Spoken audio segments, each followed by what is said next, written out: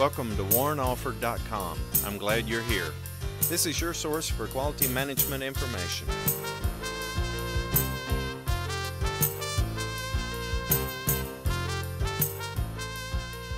Quality planning at the strategic level can be described as strategic quality planning.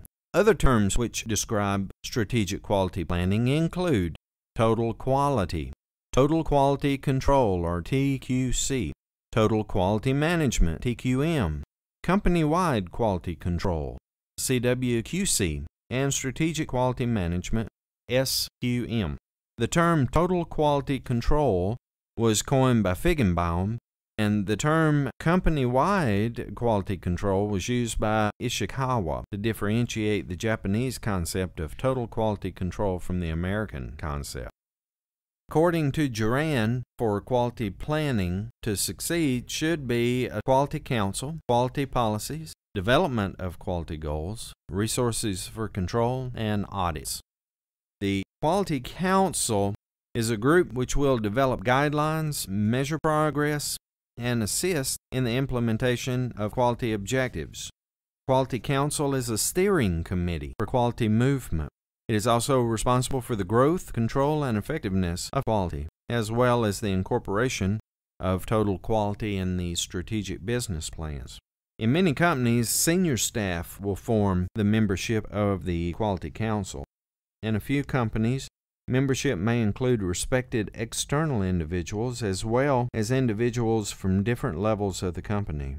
Some tasks will include define quality objectives for each division of the organization, develop and help implement the company improvement strategy, define and report quality costs, and develop and maintain an awareness program.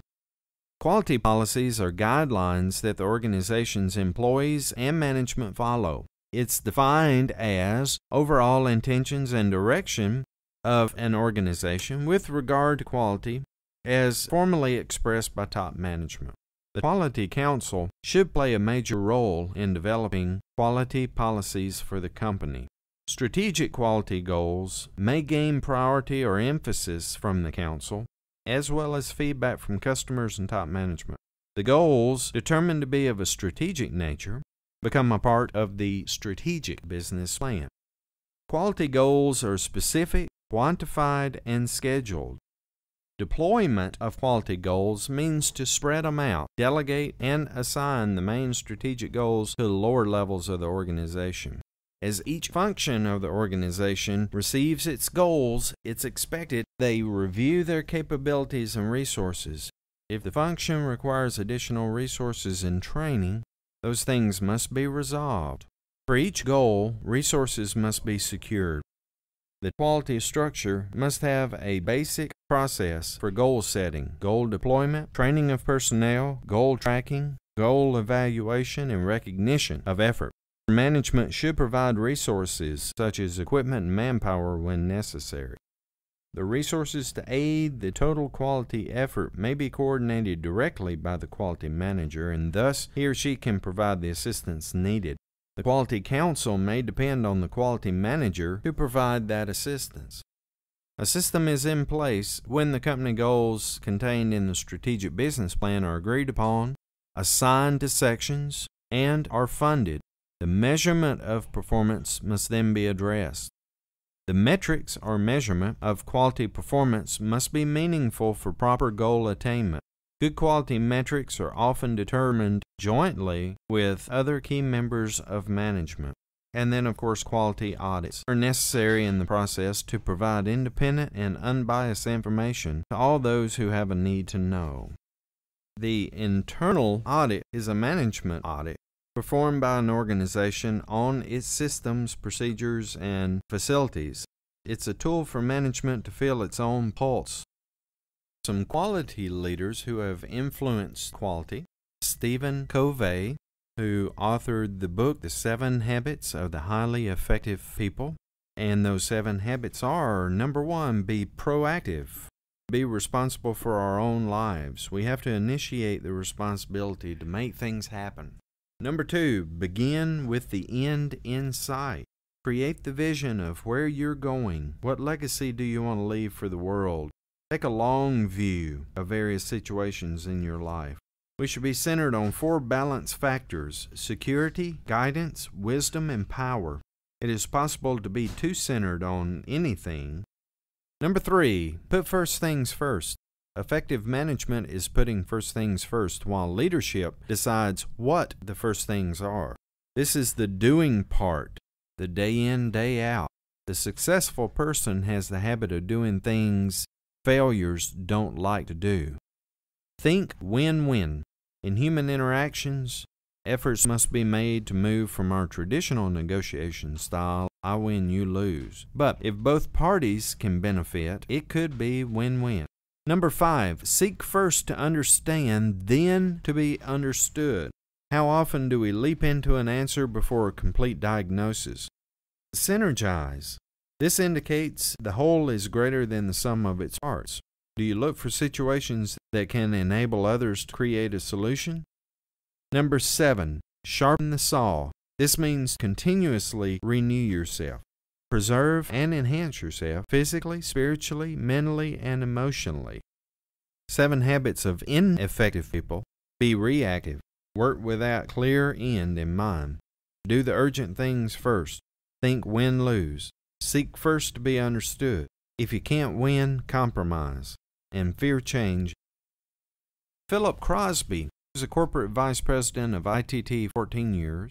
Basically, he preached for 4 absolutes of quality management. Number 1, quality means conformance to requirements. Number 2, quality comes from prevention.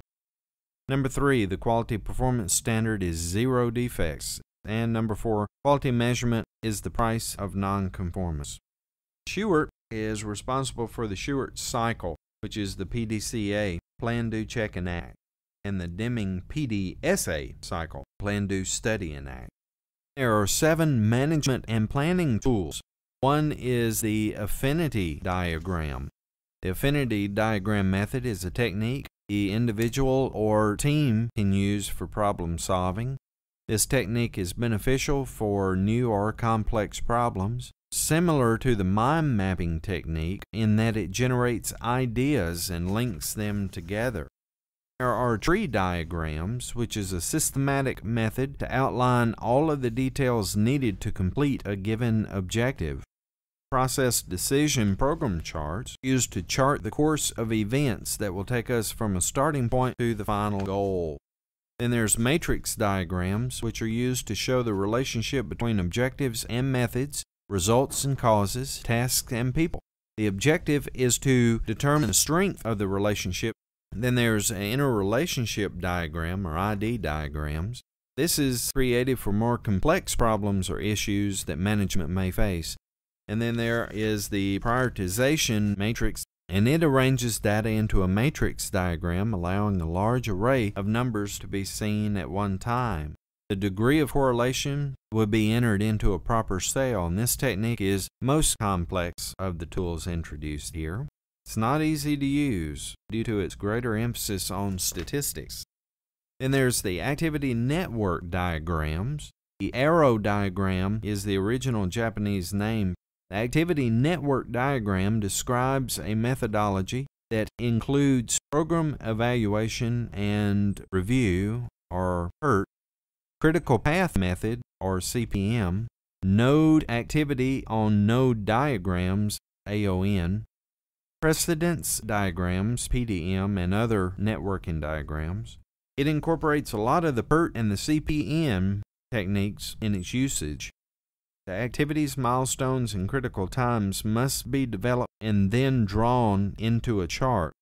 The chart will then be a tool to help monitor, schedule, modify, and review projects.